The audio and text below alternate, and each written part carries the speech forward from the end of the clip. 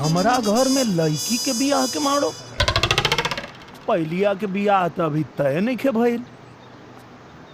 यहाँ के कर बियाह होता? तोहरा मेहरारू के। अच्छा।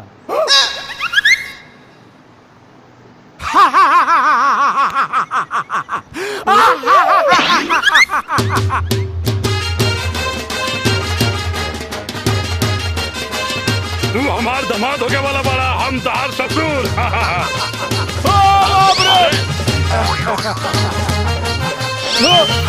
भैया जाए दो भैया। आओ देखा पंडित जी पकड़ा गए। देखो लोग एक एक के फांसी पे चढ़वा दे, जबरी करवा लगता।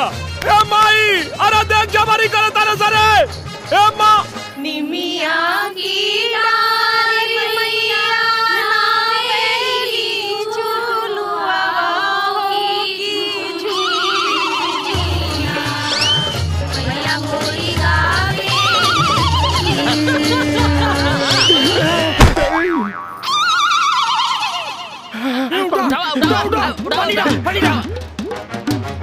भैया भैया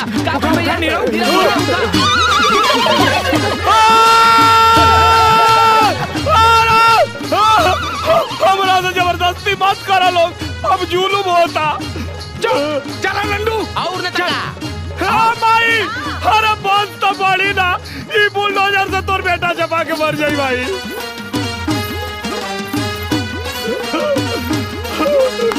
बाप रे बाप। बैठा। अरे बस बढ़ावे खातिर बेटा का बलि चढ़ाई लोग का हो। ओम स्वस्ति न शुभम तिलकम।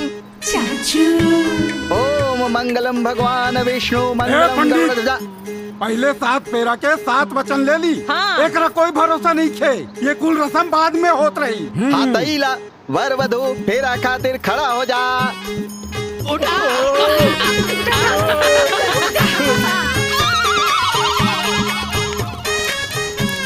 ओम सर्व मंगल मांगल्ये शिवे सर्वार्थ साधिके शरण्ये त्र्यंबके गौरी नारायणी नमस्तुते। ओम गुरुर् ब्रह्मा गुरुर्विष्णु गुरुर्देवो महेश्वरा गुरु साक्षात परम ब्रह्म। अरे चलाओ ना बेटा ठुसकी बान रे, जान चल जाए जान रे।